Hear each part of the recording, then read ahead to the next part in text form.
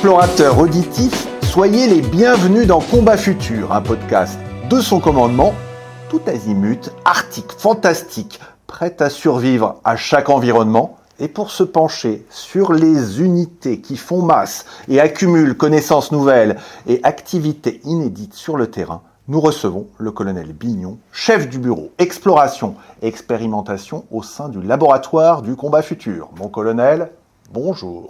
Bonjour, chers explorateurs. Basique, pourquoi ces structures ? Je pense qu'on va remonter un petit peu dans le temps, quelques années, si vous permettez, parce que ce qu'on observe, c'est la transformation de la façon de combattre. Le but de la guerre, il reste le même, il reste d'imposer sa volonté à l'adversaire. Ça n'a pas changé. L'emploi de la violence contrôlée, ça n'a pas changé non plus. En revanche, les voies et moyens de l'appliquer, ça a évolué très vite sous l'effet de deux phénomènes. D'une part, une accélération des technologies numériques, en particulier, qui ont des applications duales, civiles et aussi militaires, mais c'est vraiment dopé par le domaine civil. Et puis le deuxième phénomène, c'est que ces applications militaires de technologies civiles, elles ont trouvé un laboratoire, malheureusement, dans des conflits d'une intensité que le monde n'avait pas connue depuis plusieurs décennies. Et donc ces deux phénomènes, technologie duale et grande intensité de plusieurs conflits dans le monde, fait qu'il y a une accélération du transformation, de la façon de combattre des armées. Cette transformation, forcément, on n'en est pas des spectateurs passifs dans l'armée de terre. Et donc, on en a déduit, notre chef d'état-major en a déduit que ça faisait apparaître des failles dans notre système de combat, tant d'un point de vue des tactiques, des techniques, des procédures, de la façon de faire, que dans les équipements, les capacités techniques en elles-mêmes. Ça a fait apparaître des failles parce que nos programmes d'armement, ils sont construits selon une logique qui nécessite un certain tempo, qui est honnêtement pas très agile, parce que ce sont des programmes lourds qui impliquent des technologies de pointe dans beaucoup de domaines, et qui donc prennent du temps à arriver à maturité. Une fois que ces programmes arrivent à maturité, il peut apparaître des failles, et qu'il s'agit de combler. Et pour les combler, il y a un impératif pour l'armée de terre, c'est d'accélérer sa transformation. Donc d'une part, d'intégrer ces programmes d'armement qu'on qualifie à effet majeur, mais aussi de les compléter, de venir les soutenir avec des innovations peut-être plus réactives, plus légères aussi, plus faciles à mettre en œuvre, mais qui viennent combler les failles. Alors, l'innovation participative, c'est-à-dire l'innovation qui vient du bas, c'est un des vecteurs de cette transformation, et c'est l'une des raisons pour lesquelles le commandement du combat futur a été créé. Et je viens à la question des pôles exploratoires. Ces pôles exploratoires, ils sont venus pour tout simplement parce que l'innovation, ça se décrète pas. On ne dit pas du jour au lendemain, allez-y, innovez, faites-moi rêver avec des choses fantastiques. C'est pas si simple que ça. Il suffit pas d'une imprimante 3D et de quelques geeks pour innover. Donc l'innovation, de mon point de vue en tout cas, c'est comme ça que je le comprends, il faut la susciter, il faut l'encourager, mais il faut aussi l'orienter et l'exploiter. Sinon on débouche sur rien, on débouche sur quelques innovations du coin du bois, mais rien qui transforme vraiment l'armée de terre. Voilà, et donc ça c'est la mission des pôles exploratoires. C'est dans le foisonnement d'innovation des idées de l'armée de terre, parce qu'il y a beaucoup de gens créatifs dans l'armée de terre, et bien dans ce foisonnement, il faut en tirer le meilleur. Il faut aussi réorienter parfois, parce que le besoin qui a été identifié par une unité sur le terrain, il correspond peut-être pas tout à fait à la volonté stratégique des échelons centraux, et donc parfois il faut remettre un petit peu de cadrage, ou tout simplement appuyer financièrement, mais pas que. Il n'y a pas que le financement qui est important, il y a aussi la réglementation qui va autour, etc. Alors vous parlez de foisonnement, là c'est pas 2 ou 3 pôles, il y en a combien? Et puis surtout, est-ce que c'est pas quelque chose qui va aller en s'étoffant, obligatoirement? Alors aujourd'hui, il y a officiellement 15 pôles exploratoires, un 16e très prochainement avec la création d'un pôle exploratoire au sein de la 4e brigade d'aérocombat. Et puis nos camarades de l'armée belge ont exprimé leur intérêt pour ce dispositif, donc ils pourraient aussi, pourquoi pas, rejoindre notre aventure. Alors, Dans l'intitulé de votre poste, j'entends exploration et expérimentation. C'est quoi la différence ? Alors, le fait d'explorer, on va aller chercher un petit peu plus loin que l'horizon de l'année ou des 2 ans. On va aller chercher des technologies qui sont encore peu matures, mais qui peuvent avoir un impact sur la façon de combattre. Voilà, donc il y a beaucoup d'innovations dans le domaine de l'imagerie, notamment, l'hyperspectral, le multispectral. Et dans ces domaines-là, on sent qu'il y a quelque chose, par exemple, à tirer, notamment en appui du renseignement. Et donc, clairement, sur ces domaines-là, on explore les façons d'appliquer à la façon de combattre ces technologies nouvelles. Voilà, expérimentation, en revanche, là, on est beaucoup plus dans le concret. Et donc, on va prendre quelque chose qui existe sur l'étagère d'un industriel ou d'une start-up, d'un démonstrateur, et puis on va le mettre dans les mains d'un opérationnel de l'armée de terre. Parce que c'est ça, en fait. Moi, mes officiers, ils n'expérimentent pas eux-mêmes. C'est l'armée de terre qui est devenue le laboratoire de l'innovation. Et donc, on leur met dans les mains, à nos unités, des objets qui nous paraissent avoir un intérêt. Et c'est à eux de nous dire ensuite s'il y a vraiment cet intérêt et une plus-value. Et comment vous transformez une idée de départ en capacité réelle ?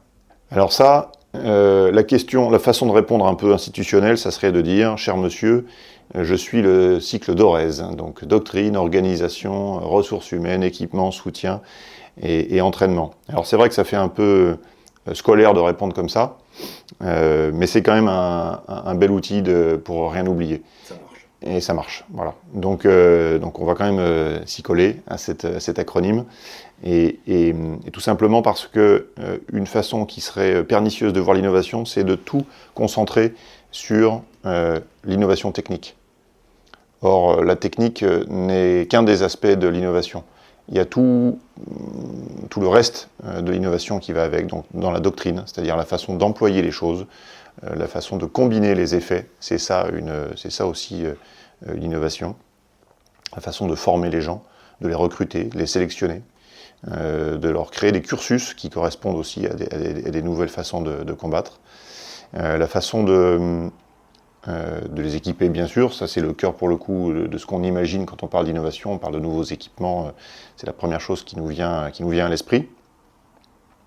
Et puis après, il y a toutes les questions de soutien, c'est-à-dire que si vous délivrez quelque chose dont on n'a pas anticipé la façon de le soutenir, de l'entretenir, ou éventuellement de le remplacer très rapidement si on estime que c'est pas la peine de l'entretenir, parce que c'est jetable, c'est le cas de beaucoup de technologies aujourd'hui à très bas coût sur le marché de l'innovation.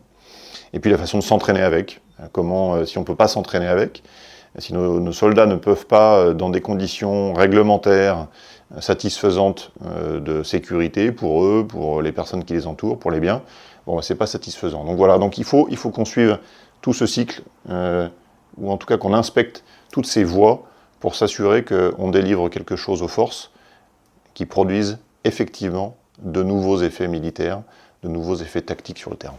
Alors, qui sont les partenaires qui font avancer ce cycle ? Alors ça, c'est l'un des buts des pôles exploratoires, justement. C'est de faire en sorte que les partenaires se rencontrent, et se rencontrent pas que dans les états-majors parisiens, mais aussi de façon un peu décentralisée dans les régions. Les partenaires, évidemment, ceux auxquels on pense en premier, les grands groupes industriels de la base industrielle de technologie et de défense, qui sont toujours très actifs, très innovants, bien sûr, qui apportent une capacité à structurer les innovations.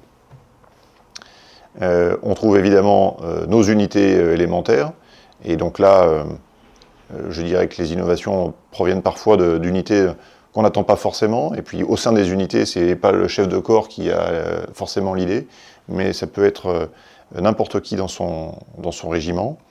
Il y a la DGA qui a des structures régionales et qui appuie aussi nos pôles exploratoires. Et puis il y a tout un tissu industriel de toutes petites et petites entreprises, y compris des entreprises déjà existantes et installées dans le paysage économique, mais qui n'avaient pas imaginé que dans leur production, il y avait des choses qui avaient une application duale. Eh bien, ce qu'on observe, c'est que ces pôles exploratoires, ils permettent d'aller chercher dans ces petites entreprises des innovations que les entrepreneurs eux-mêmes n'avaient pas forcément imaginé mettre dans les mains de la défense. Et puis en dernier recours, bien sûr, il y a tout le tissu éducatif, nos grandes universités, les laboratoires de recherche, qui sont aussi des points d'appui importants pour les pôles exploratoires.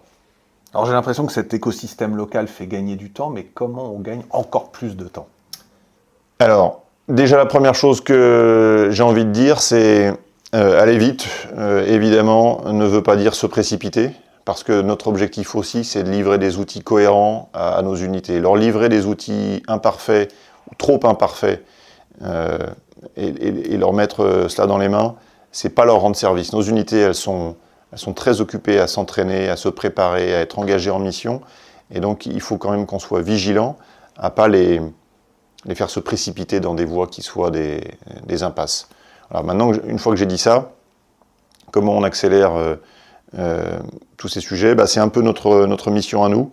Déjà, en s'assurant que le besoin est bien pris en compte au bon niveau au sein de l'armée de terre, des armées et de la DGA, pour être financé tout simplement, et ensuite pouvoir avancer. Qu'il est appuyé en matière d'expérimentation, c'est-à-dire qu'il y a un certain nombre d'innovations techniques, les drones largueurs de munitions, ou les drones FPV, First Person View, ce qu'on appelle des munitions à pilotage immersif dans l'armée de terre. Il y a un cadre réglementaire derrière, il y a un danger inhérent à leur emploi, qui fait que c'est à nous, laboratoire du combat futur, avec nos camarades de la STAT, avec la DGA, de faire en sorte que la réglementation puisse être appliquée à son juste besoin pour ne pas freiner les expérimentations et donc l'entrée en service. Et puis, la dernière façon d'accélérer les choses, c'est faire en sorte que l'industrialisation puisse suivre et donc d'associer les PME et donc parfois aussi des grands groupes pour donner un effet de levier plus important et accélérer l'industrialisation d'une innovation. Alors l'armée de terre est en train de devenir une start-up Army? Bon, alors on n'a pas de table de ping-pong au laboratoire du combat futur. Et dans l'expression start-up, il y a des choses qui me dérangent un peu parce que l'image qu'on s'en fait peut avoir un côté péjoratif et pas suffisamment structuré. Une armée, c'est quand même quelque chose de structuré et ça doit le rester. Donc j'ai peut-être une image tronquée de la start-up, mais j'imagine ça un peu trop, de façon un peu trop déstructurée pour que ça corresponde quand même à notre armée de terre. Notre armée de terre elle a besoin d'une colonne vertébrale. Il ne s'agit pas de rompre cette colonne vertébrale avec des innovations tous azimuts qui seraient mal exploitées. En revanche, on est évidemment là pour susciter l'intérêt des startups, qui sont très nombreuses, parce qu'elles ont bien compris, ces startups, les gens qui ont des idées, nos ingénieurs, nos chercheurs, ils ont compris qu'il y avait des applications militaires importantes et que la sécurité et la qualité de l'armée française, la sécurité des Français, dépendait aussi de leur implication dans ce domaine-là. Donc nous, on les incite à être réactifs, à venir travailler avec nous, mais nous, on se doit quand même de garder une certaine structure, d'être capable d'évoluer rapidement, mais pas au point de perdre notre ADN. Et c'est quoi le profil justement des hommes qui font vivre ces pôles exploratoires? Honnêtement, je ne saurais pas vous dire quel est leur profil aujourd'hui, parce que ils sont multiples, les profils. En revanche, c'est certain qu'il faut une capacité... déjà, il faut une culture un peu technique, une curiosité technique qui est quand même importante. C'est-à-dire il faut être capable d'observer les conflits, d'en tirer des conclusions pertinentes, et parce que tout ce qu'on observe n'est pas pertinent à notre niveau. Il faut être capable d'avoir un petit œil sur les avancées technologiques, de l'intelligence artificielle bien entendu, des drones et de la robotique, et que sais-je encore. Ça c'est certain. Il faut avoir cette curiosité, pas forcément une curiosité d'ingénieur particulièrement qualifié, je dirais plutôt une curiosité de professeur tournesol dans son garage qui crée un sous-marin de poche en forme de requin. Voilà. Et donc ces hommes-là, ils ne se ressemblent pas tous, mais en revanche ils ont tous ce point commun de la curiosité. Est-ce qu'il y a déjà des exemples aboutis de technologies qui sont utilisées dans les unités?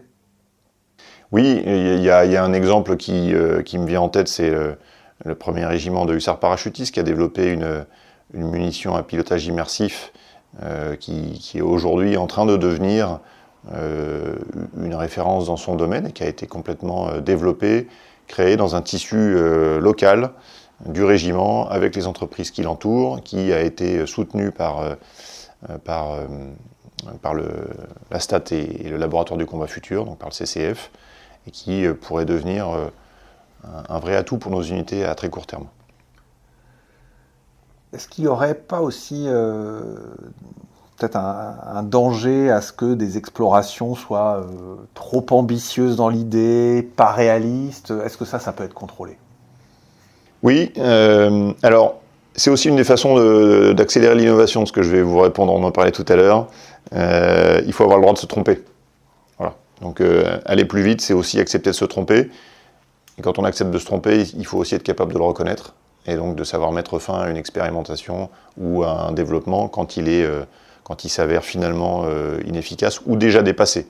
C'est-à-dire que le cycle de l'innovation, avec l'intensité des conflits que j'évoquais au début de mon propos, il est très court. Donc sur le champ de bataille aujourd'hui, on l'évalue, c'est un petit peu empirique, mais on l'évalue à 3 mois. C'est-à-dire que chaque innovation entraîne une contre-innovation 3 mois plus tard de l'adversaire, qui fait que l'innovation initiale est déjà bouleversée ou remise en cause.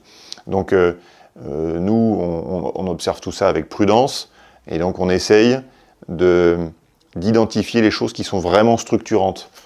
Par exemple, l'emploi des drones dans le combat, c'est un élément structurant. On sait que en dronisant en partie notre armée de terre, on sait qu'on va dans la bonne direction. Cette direction-là, elle est, en tout cas à l'échelon de 10 ans, elle ne sera pas démentie par l'actualité, l'innovation technologique, etc. Donc il faut y aller. Voilà. D'autres expérimentations, peut-être, seront moins pérennes. Et ça, il faudra accepter de le reconnaître, effectivement. Alors parlons encore de tempo.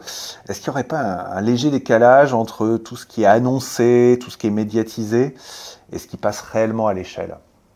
Oui, il peut y avoir un décalage. Et là, si je devais adresser un message à nos camarades dans les unités de l'armée de terre qui innovent, ça serait celui, soyez patients et ne soyez pas frustrés. Voilà. Ils peuvent être frustrés par plusieurs éléments, nos innovateurs de l'armée de terre, parce qu'ils ont l'impression d'avoir l'idée du siècle et qu'ils ne sont pas assez soutenus.